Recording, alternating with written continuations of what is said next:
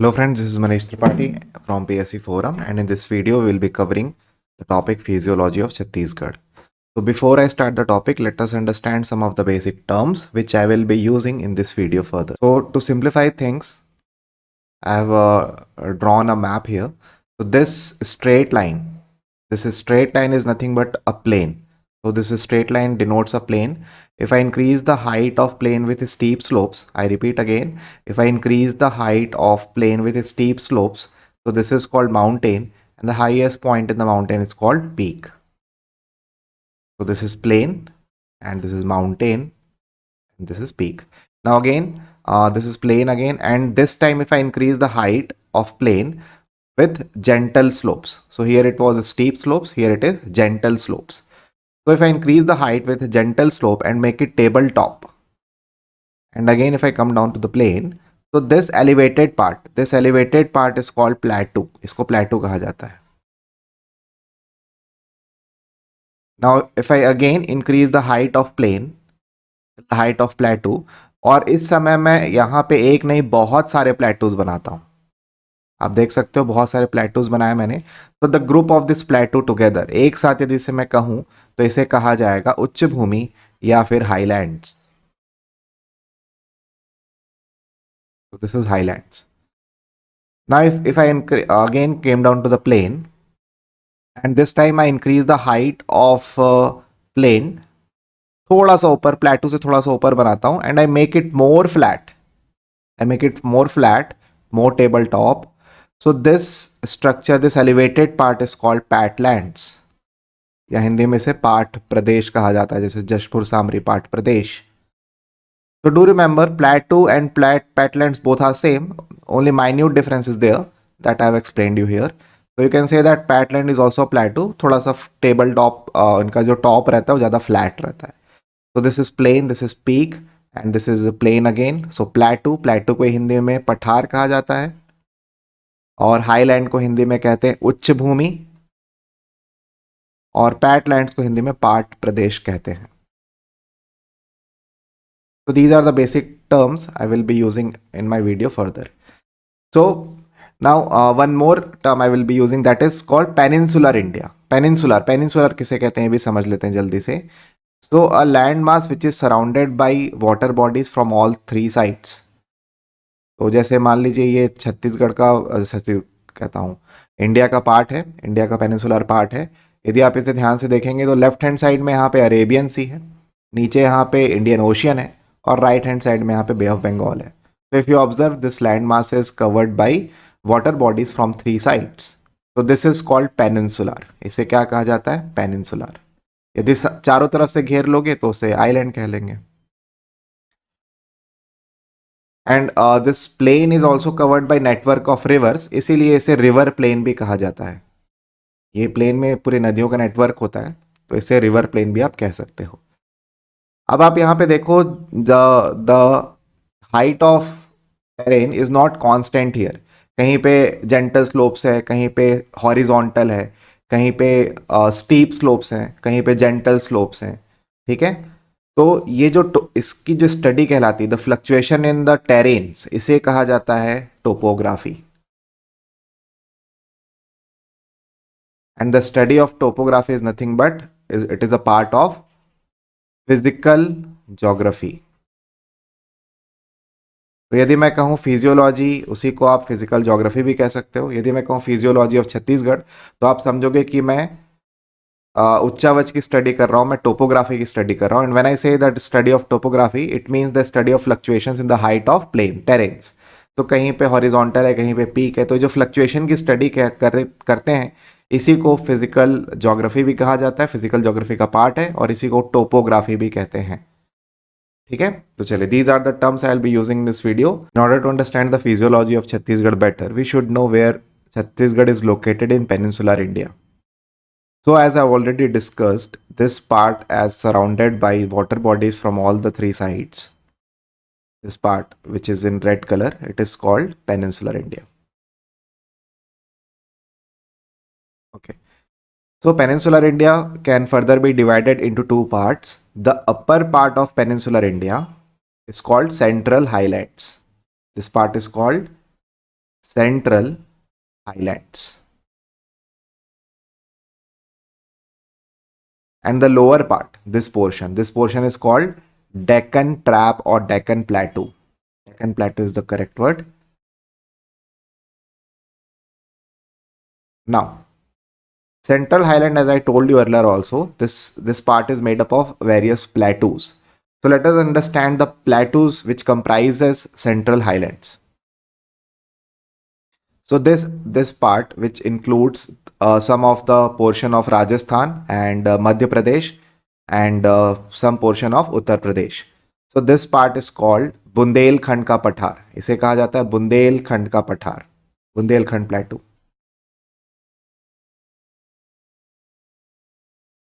Bundelkhand प्लेटू. And this part, if I make it more flat here, यदि मैं और इसे एक्सटेंड कर दूं, इस पार्ट को ध्यान से देखिएगा. So this is called Bundelkhand Plateau. Now I divide this further, this box into two parts. The left side is called Malwa Plateau. So as you can see, the Malwa Plateau starts from, it covers some of the part of Rajasthan and then northwest part of Madhya Pradesh. And the east part, the right side of this table, it denotes Baghelkhand Plateau. It was Bundelkhand and this part is called Baghelkhand Plateau. So let me write here, Baghelkhand.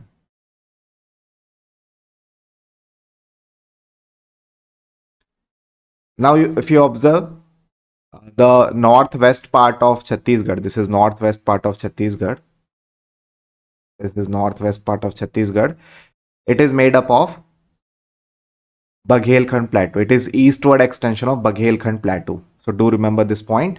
Now again, if I go to Central Highland, और इसे यदि मैं और extend करता हूँ यहाँ पे इस हाइट, इस टेबल, इस सेंट्रल हाईलैंड के इस पार्ट को और एक्सटेंड करता हूँ यदि मैं, then I will enter into the state of Jharkhand. मैं झारखंड राज्य के अंदर प्रवेश करूंगा. And this part, this Jharkhand part is made up of Chota Nagpur प्लेटू. इस फिजिकल डिवीजन को क्या कहते हैं? दिस इज कॉल्ड छोटा Nagpur प्लेटू.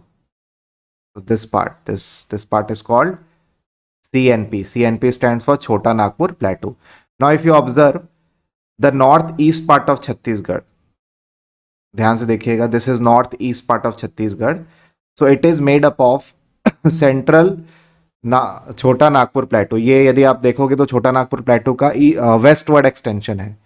So if I draw Chhattisgarh if I divide Chhattisgarh into quadrants, so this is north west part of Chhattisgarh. और ये किससे बना है? ये बघेलखंड के पूर्वी हिस्से से बना है, इसीलिए इसे ईस्ट बघेलखंड प्लेटू कहा जाता है. और यदि आप north east part of Chhattisgarh देखोगे तो ये छोटा नागपुर प्लेटू के वेस्ट एक्सटेंशन से बना है. It is west part of Chota Nagpur प्लेटू और इसे एक नाम दिया गया, दैट इज कॉल्ड पैटलैंड्स. यदि आपसे पूछा जाए जो छत्तीसगढ़ का नॉर्थ ईस्ट पार्ट है, जो उत्तर पूर्वी हिस्सा है छत्तीसगढ़ का, वो किससे बना है? वो पैटलैंड से बना है. और Patland is nothing but extension of Chota Nagpur plateau, the westward extension of Chota Nagpur plateau in Chhattisgarh. So this was the first physical division, east Baghelkhand plateau, and this is your second physical division. अब हम आते हैं तीसरे फिजिकल डिवीजन में, जिसे छत्तीसगढ़ का मैदान कहा जाता है. तो जैसा कि मैंने आपको बताया था, ये सेंट्रल हाईलैंड है. This is central highland and this is Deccan प्लेटू. Now there's a mountain ranges that separate central highlands. एक बहुत वृहद पर्वत श्रृंखला है जो सेंट्रल हाईलैंड और डेक्कन प्लेटू को सेपरेट करती है. To observe here, so this is Satpura ranges. इसे सतपुड़ा रेंजेस कहा जाता है and it enters into Chhattisgarh. और छत्तीसगढ़ का जो वेस्टर्न पार्ट है वो सतपुड़ा रेंजेस से बना है और इसे छत्तीसगढ़ में कहा जाता है मैकाल का पर्वत. To remember this point, Maikal ranges is nothing but extension of the eastward extension of Satpura ranges into Chhattisgarh. So that forms the western boundary of Chhattisgarh. यदि आप छत्तीसगढ़ का मिडिल पोर्शन देखोगे तो यहाँ पे वेस्ट साइड में आपको Maikal ranges मिलेगा और यहाँ पे एलिवेशंस हैं इधर इन द फॉर्म ऑफ प्लेटू. यहाँ पे आपको बहुत सारे प्लेटूज मिलेंगे और यहाँ पे आपको उच्च भूमि भी मिलेगी. उच्च भूमि मतलब मैंने आपको समझाया क्या होता है, ठीक है, the elevated part. तो आप देखो चारों तरफ से जो छत्तीसगढ़ का मिडिल पोर्शन है वो चारों तरफ से एलिवेशन से घिरा हुआ है। यहाँ पे आपको मिलेगा मैकाल रेंजेस, यहाँ पे आपको प्लेटूज मिलते हैं। कौन से प्लेटूज है वो हम फर्दर कवर करेंगे। और ये पोर्शन आपका हाईलैंड्स से बना हुआ है। तो बीच में आप देखो, यदि चारों तरफ आप दीवार खड़ी कर दो, बीच में स्लोप के कारण यहाँ पे एक डिप्रेशन क्रिएट होता है और इसी डिप्रेशन को कहा जाता है the plains of Chhattisgarh, Chhattisgarh plain. और यहाँ पे महानदी रिवर का पूरा नेटवर्क है, तो इसे महानदी बेसिन भी कहा जाता है। और इसका जो लोग का यहाँ पे धान की काफ़ी खेती होती है, अलुवियल जो सॉइल है वो मिलती है यहाँ पे, सॉरी रेड सॉइल मिलती है यहाँ पे, और महानदी बेसिन भी है। तो this provide a suitable ambience for cultivation of rice, इसीलिए इसे धान का कटोरा भी कहा जाता है। कटोरा क्यों? क्योंकि चारों तरफ से घिरा हुआ एलिवेशन है और बीच में डिप्रेशन है, so this depress part is called, ये जो बीच में डिप्रेशन आता है इसे छत्तीसगढ़ का मैदान कहा जाता है। So that is the third physical division. ठीक है, सबसे पहले हमने कौन सा फिजिकल डिवीजन समझा, ये यदि छत्तीसगढ़ के उत्तरी पार्ट को यदि मैं डिवाइड करूं तो ये जो वेस्ट पार्ट है ये क्या है, ईस्ट बघेलखंड प्लेटू है। ये जो ईस्ट पार्ट है छत्तीसगढ़ का, नॉर्थ ईस्ट पार्ट, इसे हम पैटलैंड कहते हैं। और ये जो बीच वाला हिस्सा है, चारों तरफ से एलिवेशन होने के कारण बीच में एक डिप्रेशन क्रिएट होता है, तो this depression is nothing but CG plain, Chhattisgarh का मैदान। अब आते हैं चौथे फिजिकल डिवीजन में, the fourth and the last physical division of Chhattisgarh, and this is called Dandakaranya plateau. इसे दंडकारण्य प्लेटू कहा जाता है। चलिए इसे समझ लेते हैं जल्दी से। तो यहाँ पे आप देख सकते हो दिस इज डेक्कन प्लेटू, और ये डेक्कन प्लेटू का ही एक हिस्सा है तेलंगाना का पठार। और तेलंगाना का पठार जब छत्तीसगढ़ में प्रवेश करता है तो छत्तीसगढ़ का जो बस्तर डिवीजन है वो पूरा कवर कर लेता है, और इसका नाम पड़ता है दंडकारण्य का पठार। तो ऐसे लिंक करके आप याद करिएगा, दंडकारण्य पठार is nothing but extension of, Dandakaranya प्लेटू is nothing but extension of Telangana प्लेटू in Chhattisgarh, and Telangana plateau is nothing but extension of Deccan plateau in Chhattisgarh. So you can say that जो Deccan plateau का north east part है, the north east part of Deccan plateau, it forms the southern boundary of Chhattisgarh, and it covers the Bastar division, and the name here is Dandakaran plateau. So this is the fourth physical division. अभी ये हमने समझा जो छत्तीसगढ़ का division है वो India के physiology, India के फिजिकल ज्योग्राफी में कहाँ लोकेटेड है। अब एक बार छत्तीसगढ़ के जो डिवीजन हमने समझे उसे आप एक बार अलग से देख लें, इसमें और क्लैरिटी मिलेगी आपको। तो दिस इज ईस्ट बघेलखंड प्लेटू। यहाँ पे हमने देखा था मालवा का प्लेटू है, ऊपर बुंदेलखंड का पठार है, सब सेंट्रल हाईलैंड्स का पार्ट है। जब ईस्ट बघेलखंड प्लेटू छत्तीसगढ़ में एंटर करते हैं, देखिए कौन कौन से जिले कवर कर रहा है, इस लाइन को ध्यान से देखिएगा। तो these are the district which is under the physical division of, these districts are under the physical division of East Baghelkhand Plateau. Now I quickly name these districts. So this district is called BMC.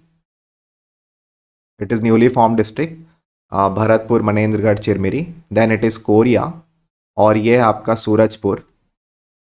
This is Surajpur, and it is Balrampur. So if you observe, this East Baghelkhand Plateau division covers 50% of Balrampur. Balrampur के आधे हिस्से में कौन सा physical division है, east Baghelkhand प्लेटू।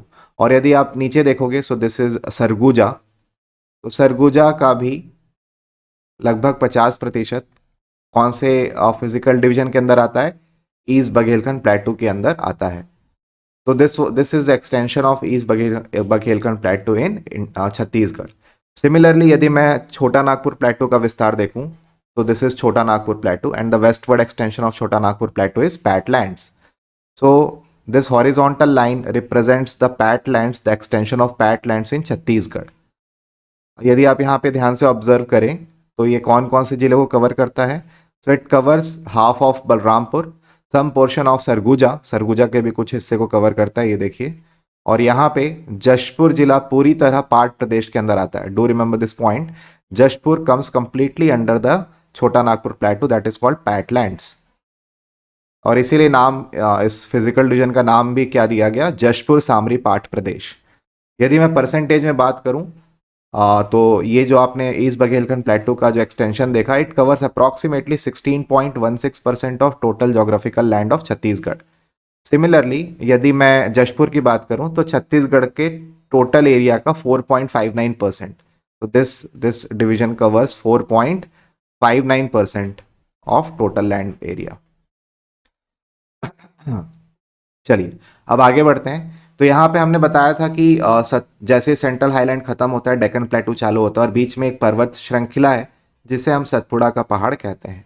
वही सतपुड़ा का पहाड़ जब छत्तीसगढ़ में एंटर करता है तो उसे हम मैकाल रेंजेस कहते हैं। तो मैकाल रेंजेस आप देख सकते हो छत्तीसगढ़ का वेस्टर्न बाउंड्री बनाती है। यदि आप ऊपर की तरफ जाओगे तो यहाँ पे आपको एक एलिवेशन मिलेगा, but this elevation with gentle slopes, तो इट इज कॉल्ड प्लेटू। और इस प्लेटू का नाम क्या है? दिस प्लेटू इज कॉल्ड लोरमी का पठार। यदि आप लोरमी के पठार से और नॉर्थ ईस्ट की तरफ बढ़ोगे तो यहाँ पे आपको एक और बड़ा सा प्लेटू मिलेगा, ठीक है, again with gentle slope, so that is called प्लेटू। And this प्लेटू name is Pendra का पठार। टुगेदर लोरमी पेंड्रा का पठार कहा जाता है। यदि मैं और ईस्टवर्ड के डायरेक्शन में एक्सटेंड करूं तो यहाँ पे मुझे छुरी उदयपुर मतरिंगा की पहाड़ियाँ मिलेंगी। रामगढ़ की पहाड़ियाँ भी यहीं पर लोकेटेड हैं। ये भी सतपुड़ा का ही पार्ट है। तो इसे शॉर्ट में आप कह सकते हो, इसको हम डिटेल में भी समझेंगे माउंटेन रेंजेस में। छुरी की पहाड़ियाँ, छुरी मतरिंगा की पहाड़ियाँ। तो आप देख सकते हो कि हर तरफ से एलिवेशन है। यहाँ पे मैकाल रेंजेस है, यहाँ पे लोरमी का पठार है, यहाँ पे पेंड्रा का पठार है, यहाँ पे छुरी मतरिंगा की पहाड़ियाँ हैं। यदि आप यहाँ से साउथ ईस्ट के डायरेक्शन में आते हो तो यहाँ पे आपको हाईलैंड्स मिलेंगे। मैंने बताया था हाईलैंड्स क्या होते हैं, यदि आपने नहीं देखा तो प्लीज़ उसको एक बार रिविजिट करिए। तो this is highland. So this highland is called Dhamtari Mahasamund highland. इसे धमतरी महासमुंद हाईलैंड कहा जाता है। ये भी एलिवेटेड है, ग्राउंड लेवल से उठा हुआ है। तो धमतरी महासमुंद हाईलैंड, ठीक है। सिमिलरली यदि आप यहाँ से वेस्ट के डायरेक्शन में बढ़ोगे तो यहाँ पे आपको एक और उच्च भूमि मिलेगी। इसे दुर्ग राजनांदगांव उच्च भूमि कहा जाता है या दुर्ग राजनांदगांव हाईलैंड्स कहा जाता है। तो आप देख सकते हो चारों तरफ से जो छत्तीसगढ़ का मिडिल पोर्शन है, जो छत्तीसगढ़ का मैदान है, वो चारों तरफ से एलिवेशन से घिरा हुआ है। और एलिवेशन होने के कारण बीच में डिप्रेशन क्रिएट होता है। And this depressed land is covered by the network of Mahanadi river, इसीलिए इसे महानदी का बेसिन भी कहा जाता है। और रेड येलो सॉइल प्रचुर मात्रा में मिलती है, नदियों का अच्छा नेटवर्क है, इसीलिए यहाँ पे धान की खेती भी होती है और इसीलिए इसे धान का कटोरा भी कहा जाता है। ये सब हम एग्रीकल्चर में डिटेल में समझेंगे। So this is the third physical division of Chhattisgarh and it is the largest physical division. Do remember the area covered, it covers approximately 50.34% of total Chhattisgarh area. अब यदि हम सदर्न डिस्ट्रिक्ट की तरफ बढ़े या बस्तर डिवीजन की तरफ बढ़ते हैं तो मैंने आपको बताया था यहाँ पे सेंट्रल हाईलैंड्स, यहाँ पे Satpura ranges separates central highlands from Deccan प्लेटू। अब डेक्कन प्लेटू का ही हिस्सा यहाँ पे मैंने आपको बताया था तेलंगाना का पठार है, और तेलंगाना के पठार का ही एक्सटेंशन छत्तीसगढ़ में क्या कहलाता है? दंडकारण्य का पठार। तो यहाँ पे आप देख सकते हो दंडकारण्य पठार, this line denotes the area covered by Dandakaranya प्लेटू and it is approximately 28.1% of total land mass area, 28.1%। तो ये फिजिकल डिवीजन है छत्तीसगढ़ का, ठीक है। तो that was the first physical division. It is called east Baghelkhand प्लेटू because it is eastward extension of Baghelkhand प्लेटू in north west portion of Chhattisgarh, ठीक है। Similarly, this is called Patland. Patland is the second physical division. It is the westward extension of Chota Nagpur Plateau, which forms the northeast part of Chhattisgarh. And this middle portion is called Mahanadi Basin. It is covered from elevations from all the sides. And the southern part is called Dandakaran Plateau. It is nothing but extension of Telangana, which in turn is extension of Deccan Plateau. Okay? So these are the physical divisions of Chhattisgarh.